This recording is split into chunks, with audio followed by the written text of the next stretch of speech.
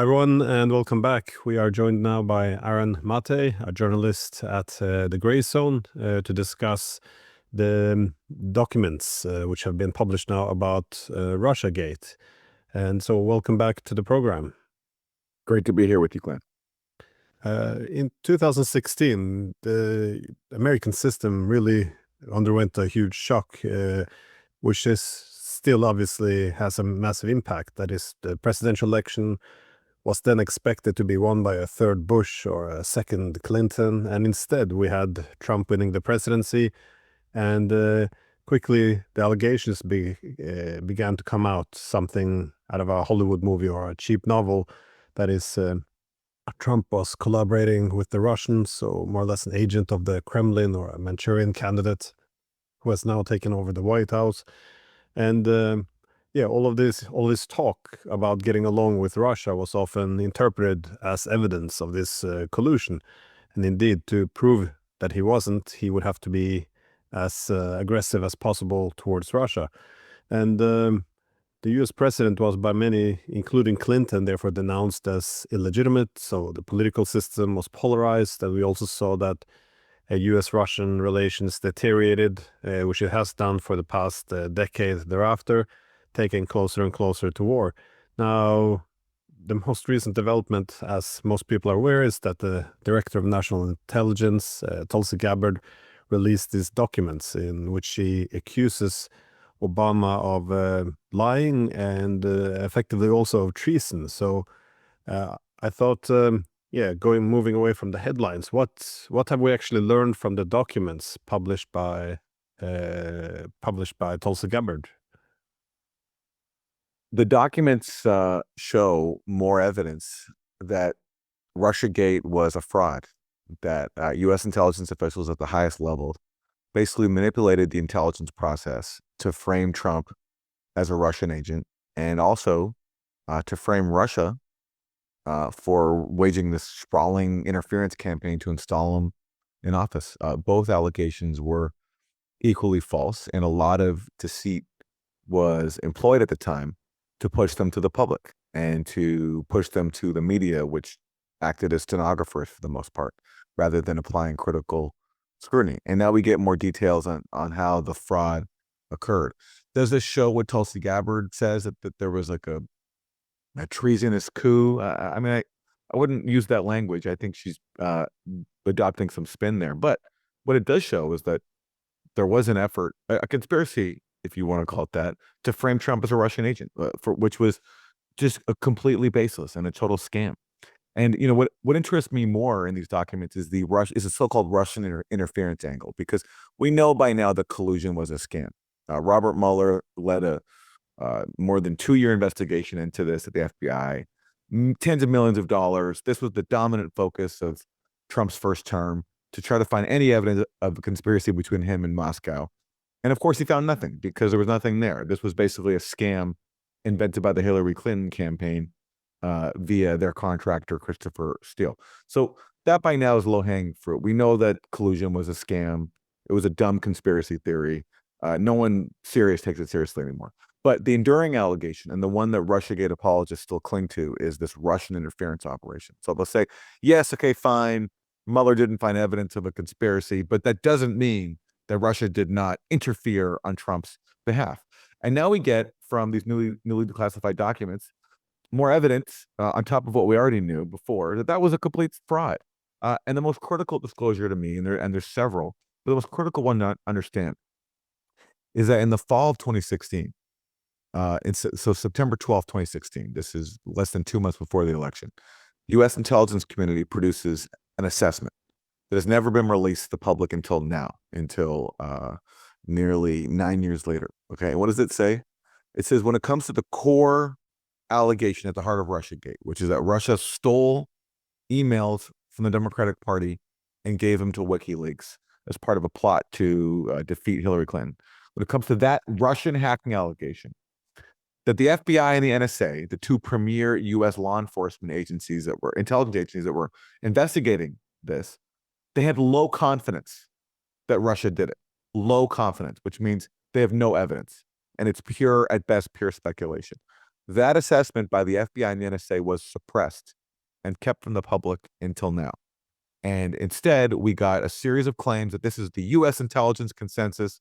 Hillary Clinton falsely claimed this was all 17 U.S. intelligence agencies, which was never true. But now we get that it's even worse because the two key agencies here, the FBI, because the FBI was investigating the intrusion into the DNC servers, and the NSA, which can monitor all, cyber meddling, foreign communications, they both had low confidence, and that was suppressed. And instead, after Trump won in November, about a month later, there's a White House meeting, Obama and his top principals, and we get now from these declassified records from Tulsi Gabbard that they decided, yes, the FBI and the NSA still have this low attribution, this low confidence in the attribution to Russia. We're still going to blame Russia anyway.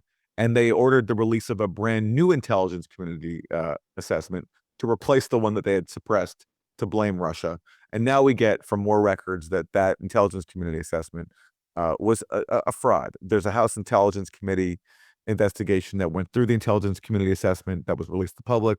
They interviewed people behind it, and they all said that this was rushed. John Brennan controlled it, who's the director of the CIA, heavily involved in pushing Russiagate.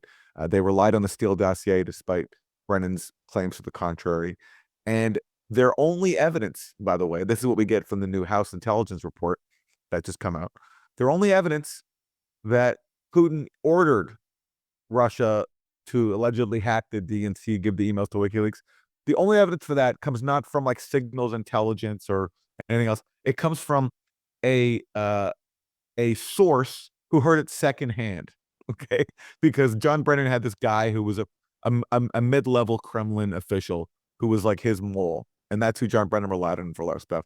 And even according to John Brennan's own mid-level source, who had no access to Putin whatsoever, the basis for saying that Putin ordered this operation and ordered the transmission of these stolen emails to WikiLeaks comes from a secondhand source. So this is so that's hearsay. So it's a joke. It's a complete joke. And along with everything else we knew about that allegation so far, including the fact that the FBI was relying on CrowdStrike to investigate the hacking of the DNC. And who's CrowdStrike? CrowdStrike is a contractor working for Hillary Clinton. But just as the FBI was relying on Christopher Steele for its fruitless hunt for collusion, FBI was also relying on CrowdStrike. And just a last point here on the theme of burying countervailing evidence. So we've already established so far that the intelligence community buried the low confidence assessment of the FBI and the NSA in Russian hacking. We also learned way after the fact that CrowdStrike, the firm that was investigating the hacking of the DNC and was first accusing Russia of hacking the DNC on behalf of Hillary while being paid for Hillary Clinton, that they said, we have no evidence that these alleged Russian hackers actually took anything from our servers. And that was buried throughout the entire Mueller probe. We only heard about that in May 2020, more than a year after Mueller shut down. So the latest records add to just a pre-existing body of evidence that all of this was a scam. And the last point, even if it were true, even if every Russiagate allegation were true, this whole thing would still be a joke, because there was a years-long meltdown over Russia allegedly hacking some emails, giving them to WikiLeaks, and also putting out some dumb memes and posts on social media that nobody saw. And this was seen as an attack on our democracy, sowing chaos, the equivalent of Pearl Harbor and 9/11. How could we possibly tolerate this? If you look at the memes that Russia put on social media, they were barely about the election. The emails were embarrassing to Hillary Clinton, but so what? Does anyone really think that swung the election? And by the way, we do this all the time to foreign countries on a infinitely more massive scale. So even if these false allegations were true, which they're not, the whole thing would still be a farce. Yeah, but the problem is it's still being used though as a reason to to defend democracy from interference. That is, when they overturned the election results in Romania, for example, they referred to Russiagate, and so it's really enduring. But in terms of the hacking, because it is strange, I know these documents are very important, but as you mentioned, the CrowdStrike, this has been revealed a long time ago. Also, the National Security Agency technical director, is it Binny? He didn't he also make the comment that there had not been actually a hack, but simply a leak. Bill Binney says Belbini is a former NSA official, and he said that the transfer speeds at which the files were extracted, that they were too that the speeds were too fast for a hack, for a remote hack. They had to have been transferred by disk directly. Now, I've actually never bought onto that argument, because what if the transfer speeds that were analyzed came after they were stolen by a hack? So to me, that wasn't a very dispositive argument. And I agree with Bill Binney that it wasn't a hack. I mean, just based on all the available evidence, including CrowdStrike having to admit, yeah, we actually had no evidence of exfiltration. If you have no evidence of exfiltration, then how are you calling this a hack by Russia? And by the way, the malware that they attributed to Russia was apparently very, very common. There's no, like, this idea that these were Russian actors that stole the data. I mean, that was based on CrowdStrike, I think, making a lot of assumptions that weren't supported by the evidence. Uh, some of this, some information though was available a long time ago. Back in 2020, there was the document, a briefing from the CIA director John Brennan, who briefed President Obama at the time in July of 2016, in which there was a note or recognizing where the CIA director told Obama that Hillary Clinton would probably try to distract the public from her private email server, and also vilify Donald Trump by presenting this story of Trump working for Russian security services. And it kind of got a lot of traction after a while, but this was out 5 years ago. So it is a bit, I know all these new documents are important, but how can we explain this? What is this reluctance to report on it? Because even now, with these new revelations coming out, the media interest is not really there, is it? You would Well, think the media interest isn't there because the media was a part of this fraud. Media behavior during the height of Russiagate was just, it was ridiculous. They would write down whatever the dominant narrative was, whatever anonymous leaks would tell them, and there was such an effort to, there was like a drip feed of leaks that, oh, this is the revelation showing there's a Trump conspiracy with Russia. This is it, and it was carefully done to basically keep this narrative going, to prolong the Mueller investigation for as long as possible, because the people behind the Mueller investigation really just wanted an excuse to tie up Trump's presidency. I think to hobble also his campaign promise of getting along with Russia. That was a part of it. For example, right before Trump met with Putin in July of 2018, a few days before, Mueller came out with this indictment of alleged Russian intelligence officers for the hacking of the DNC. It was so obviously timed to undermine Trump's meeting with Putin. And funnily enough, when Trump met with Putin, they gave a news conference together, and Trump said, yeah, Putin denied to me he interfered in the election, and I found his denial very convincing. And that caused an absolute meltdown among the media, who called Trump treasonous. Anderson Cooper said this is the most shameful thing a president has ever said. John Brennan, the former director of the CIA, he said that Trump's conduct was nothing short of treasonous. So he was accusing Trump of treason. And yeah, I mean, that anecdote you mentioned, we learned way after the fact that John Brennan became aware in July of 2016, before the Russia investigation even opened, that Russia had picked up word that Hillary Clinton was plotting to frame Trump as a Russian agent and to tie him to, alleged hacking by Russia to basically gin up this fake scandal. And Brennan briefed Obama about this, but rather than taking this to Hillary Clinton saying, hey, like, why are you doing this? They basically suppressed it, and they let the FBI go ahead with a investigation based on Hillary Clinton's scam. And Brennan, in September 2016, even sent a referral to the FBI to make them aware of this. And James Comey, the head of the FBI, later said it doesn't ring a bell. He claimed not to have remembered receiving a warning from the CIA that Hillary Clinton was plotting to frame Trump as a Russian agent. And the way Brennan's allies have told it, their concern was not that Hillary Clinton was framing Trump as a Russian agent. Their concern was that Russia was aware of it. So they, basically, they were upset that Hillary Clinton's, conspiracy got out, and that Russia was aware of it. And In the new documents, we've gotten some more detail on how Russia became aware of it. There's a reference in one of the new reports that Russia obtained a campaign email.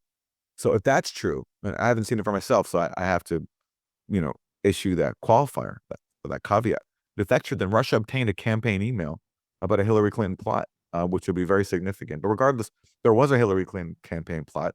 They hired the Steele, they commissioned the Steele dossier to advance that plot, and they also hired CrowdStrike to falsely, I think, accuse Russia of hacking the DNC.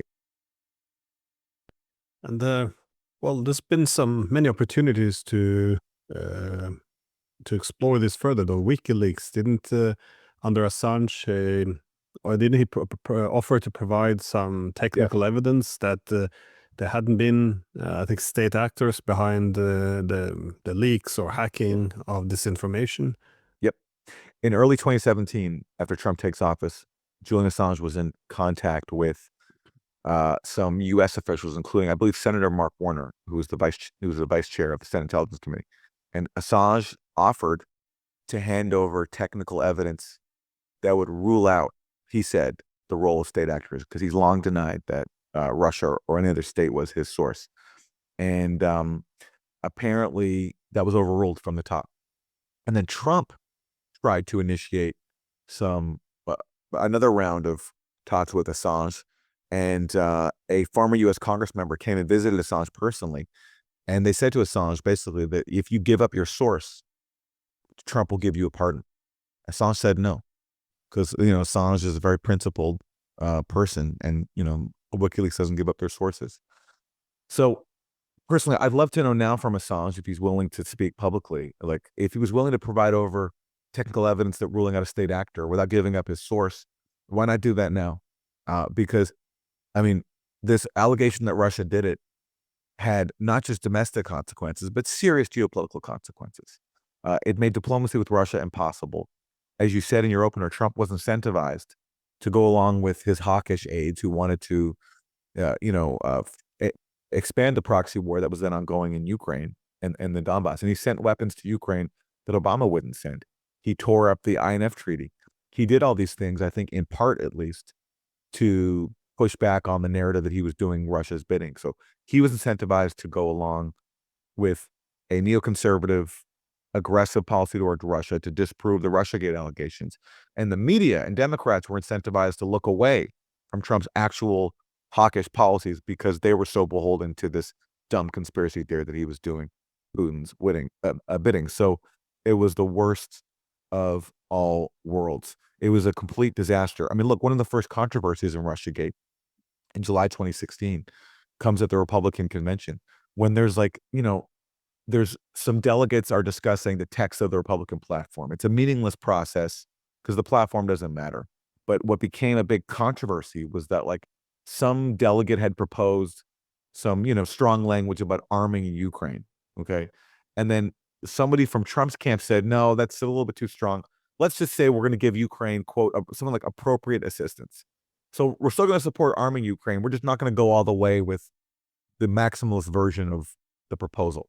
And somehow that became a controversy, that Trump was soft on Russia and was going to abandon Ukraine. And that's why Ukrainian officials, and this is interesting, especially for your audience, as you cover extensively the war in Ukraine. Ukraine was integral in this from the start. We learned years later that John Brennan actually used Ukrainian intelligence, which was by then a proxy of the U.S., to help advance the Russian hacking allegations. That Ukraine's intelligence actually gave John Brennan some of the so-called evidence that he used to make the attribution to Russia.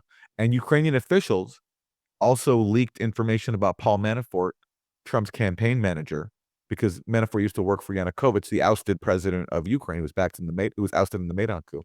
And they leaked that information while working in collusion with Democratic Party officials because they feared Trump coming into office, that he was going to make good on his pledge to basically have nice relations with Russia.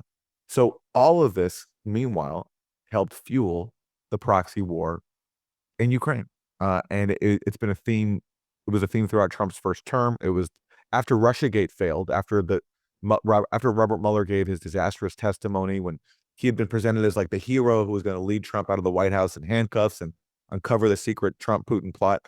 Then he gave testimony before Congress, and he didn't even know the details of his own investigation. It was humiliating for everybody involved. So one day later, that's when Trump has his phone call with Zelensky, where he talks to Zelensky about not just helping, him look into corruption with the Bidens, but he also asked Zelensky for, and this is the part that got ignored in the subsequent media reporting. He also asked Zelensky to help him look into the origins of Russiagate, because Trump knew by that point that Russiagate had a Ukrainian tie, and he asked Zelensky for help, to help the U.S. Justice Department in doing that, at the same time as he was pausing some weapons to Ukraine. And the fact that Trump made that request, plus the fact that he had paused weapons to Ukraine, that led Democrats to try to rebound from their Russiagate humiliation to launch Ukrainegate and impeach Trump for freezing weapons to Ukraine while asking it for help to help launch some investigations. So this was a disaster. And at that time, Zelensky was trying to find a way to implement the Minsk Accords. But what was the message from Russiagate and Ukrainegate? Don't negotiate with Russia. Russia is a existential enemy trying to destroy our democracy. So let's just have a war. And that's why people like Lindsey Graham and John McCain from the very start used the Russiagate allegations to promote the Ukraine war. In January 2017, they go to Ukraine and they say, Russia has attacked our democracy. We're going to push back on them in Ukraine. So this was a disaster from domestic U.S. politics to foreign policy, and we're still seeing the consequences today. Yeah, I think it's an excellent point how Russiagate undermined the Minsk agreement, because otherwise what they did, people like Lindsey Graham and John, what's his name? John McCain. McCain, yeah, sorry. Yeah, they call on making 2017 the year of offense, calling on saying that they will go back to Washington and make sure that there will be more political will to go on the offense against Russia. This does not coincide well with or work well, harmonize well with the goal of de-escalation and implementing this actual peace agreement. So, but it does beg the question, though, do you think there's going to be some accountability for this? Because there's too many were involved, and I think many genuinely believed that Trump was the new Hitler. Many believed in the story that he was a Russian agent. So if there wasn't any evidence, it seemed they were willing to just push fake evidence. But you have Clinton deeply involved, Obama very involved. You have top officials from the intelligence community, Brennan, Clapper, Comey, and so how likely is it that these people will be held accountable? Especially, as you said, the media is also complicit in this. They look the other way, and whenever there was evidence which went against it, while not just cherry picking, but being, I would say, very dishonest in the reporting. And it does appear most of them behaved as activists, believing that they were fighting effectively the good fight, which meant that some journalistic principles had to be put aside. The media behavior was just so shameful because, look, at least with Iraq WMDs, Saddam Hussein is not a very good guy and had committed a lot of atrocities. So I can understand why some people, at least initially, believed in all the Iraq war propaganda. Russiagate was a conspiracy theory. And media elites love to make fun of conspiracy theories, love to make fun of malleable voters who are low informed and being brainwashed by disinformation. Russiagate was massive disinformation, and it was basically an elitist protection racket. Hillary Clinton could blame Russia, not her own failures. The media could blame Russia, not their own. But not the fact that they relentlessly promoted Trump and made a lot of money off of him. And also, all these powerful actors could avoid scrutiny of the problems with U.S. society, all the dysfunctions that Trump represents and exploited by falsely portraying himself as a working class champion. So blaming Russia was the perfect boogeyman for all these elite actors, from the media to Congress, to the national security state, and also was a way to stigmatize Trump's call for better relations with Russia, and on the campaign trail, his criticism of regime change wars. Saying all this was the product of Russia was a good way to stigmatize it. Even if Trump wasn't sincere in his critique, I don't think he was, because his policies have been pretty hawkish, but he recognized at least that people out there were tired of funding all these horrible wars and tired of sacrificing their own communities for them. And he tapped into that. So saying all this was the product of Russia, Russian propaganda, was a great way to undermine whatever, peaceful sensibilities Trump may have had, and also, more importantly, to stigmatize it, to make it, just seem to be the product of Moscow, not of genuine populist discontent. So in terms of accountability, that when you have a privilege protection racket, it's too big to fail. It's like it's like we're basically asking the mafia to investigate it itself, a racket to investigate. It's not going to happen. But um, look, if they want to go after people, there's an obvious. I mean, just in terms of practical criminal steps. John Brennan lied to Congress. He was asked in congressional testimony, did the Steele dossier at all factor into the intelligence community assessment? John Brennan said, no, it did not. Well, now we know, we've known for a while now, but the new documents confirm it, that John Brennan pushed to have the Steele dossier included in the intelligence community assessment. It was even referenced in the body of the text. It was also added, a summary of it was also added as an annex. So John Brennan, I think, committed perjury there. The people behind CrowdStrike involved in the DNC hacking, I previously written about how they made false statements to Congress, because one of the things about CrowdStrike is that when the FBI came to them and said, hey, can we look at the servers ourselves? CrowdStrike said no. And then in congressional testimony, you have some people involved in this denying that they denied FBI access when it's documented now. I've written about this previously. So, there are angles there where, a criminal inquiry could, I think, lead to some charges. Certainly more robust than the charges that Mueller brought. Mueller brought the most ridiculous charges against low-level Trump people like George Papadopoulos, perjury charges and others. And basically, if you read the indictments, there was absolutely nothing there. They just needed material to justify their baseless investigation. And they also needed material to feed the media with disingenuous court filings that could play into the Russia conspiracy narrative. So that's what they used that for. So certainly there's a lot more there than Mueller ever had for anything. And so that could be an area of accountability. Is Barack Obama, a former president, going to face accountability? No, that's just not how it works. Even John Brennan, look, he's the former director of the CIA. Trying to hold the former CIA director accountable when a CIA director knows a lot of secrets and can, hurt a lot of powerful people, I strongly doubt it. I just don't think you go after people that powerful in Washington. I'd love to be surprised, but certainly, look, practically, if you want something to go after Brennan for, you can look at his testimony before Congress and compare it to the available record. Yeah, well, it's a bit surprising Trump hasn't done anything, though. He's been in power now back again for 6 months. He marketed himself as the guy who drained the swamp, go after the deep state, especially after they went after him. And at this point in time, now that the Epstein case is causing a nightmare for him, I would think he would like to distract the public. This Well, seems that's what he's like it doing. would be a good Yeah, reason. that's what he's doing. I mean, I don't think the timing is coincidental. Now, because Trump obviously wants people to not talk about Epstein, and personally, I think the Epstein thing is overblown. I don't think there's evidence to show at this point that Epstein was like a Mossad intelligence agent or whatever it is, blackmailing people. But I do think Trump is an admitted sexual predator, and he was hanging out with a sexual predator, Epstein. I'm sure there's something embarrassing for him that he wants to distract from. So I do think these Russiagate disclosures are being used for that. But that doesn't negate the fact that there is important information in these documents.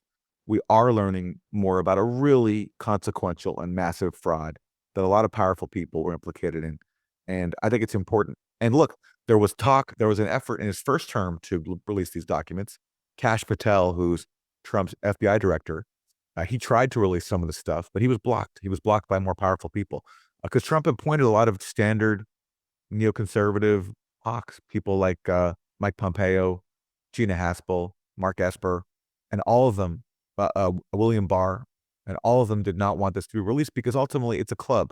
And yes, even though Russiagate was partisan and was used against Trump, the fact that it came from the CIA, the FBI, these people did not want to embarrass the FBI and the CIA on top of what was already known. And so they blocked the release of a lot of the stuff that we're getting now. And whatever the motive is now for releasing it, I welcome it. It's important to have sunlight on this massive scam.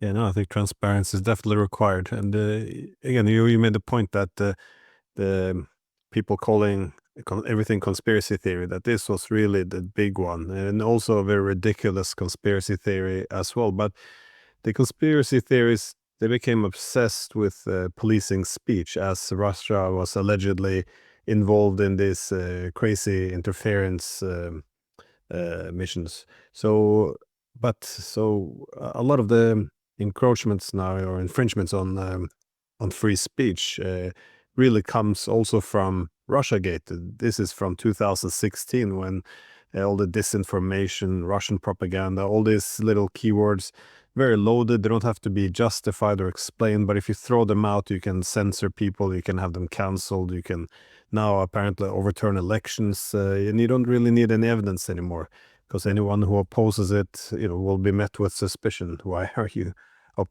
not going against the Russian propaganda? So, And this is something that was, obvious at the time was going to happen. Max Blumenthal, my colleague at the Gray Zone, he was warning about this from the start. Like, he was telling liberals, like, you think this is going to stop Trump. First of all, it won't. Second of all, this McCarthyism will be used against the left, as it always is, and it certainly was. And it's only grown ever since. So this is what happens when you fuel reactionary scams, pro-militarist scams, which is what this was. You're gonna fuel reactionary militarism, and that's exactly what Russiagate has done. well, you have championed this cause for almost a decade now, that Russiagate was fake. So I'm very happy, and you deserve this victory lap, as everything you have said is true, and at least any smears that have come against you, at least you've come out vindicated here. So that's at least something positive from this massive mess. It's really the easiest story I've ever worked on in my life, because it was such a massive scam. It was such a fraud. There was nothing there from the start, and I stand out only because I didn't buy into it, and it's strange in that respect. The best faith reading of some people who I work with in media was that they were just so afraid of Trump. They thought he was such a repellent figure that they're willing to believe anything. But look, when you're in journalism, you don't follow your feelings, you don't follow your political uh, partisan leanings, you follow the facts. And unfortunately, that got lost in Russiagate. And it opened the Pandora's box of other nonsense, because after this you had the Biden laptop, and this was also this also Same obvious, not the John same Brennan. people, a John lot of Brennan, the same James Clapper. nonsense. Yeah. Yeah. No, so again, this is also fraud, but you can get away with it. You had the accusations that Trump, that the Russians have put bounties on the heads of Yes. American soldiers in Afghanistan. Didn't have to be proved. It also didn't make any sense, as there would certainly be some evidence given America's presence in Afghanistan. But all of this, people could. I remember people could make leading officials could make statements. That Trump now, if he's not in collusion with Russia, he has to go after, start killing Russian generals. I mean, this is the way people spoke. It was all nonsense. And of course, it takes us to the Ukraine war. The amount of lies which have been told are just astonishing. But really, from 2016, there has been no accountability at all. So you can say anything you want about Russia, and either you sign up to it and continue to escalate against our own interest, or you're met with this suspicion as well. So, Aaron Maté, thank you so much for sharing your thoughts on this. I appreciate it. Thanks, Clint.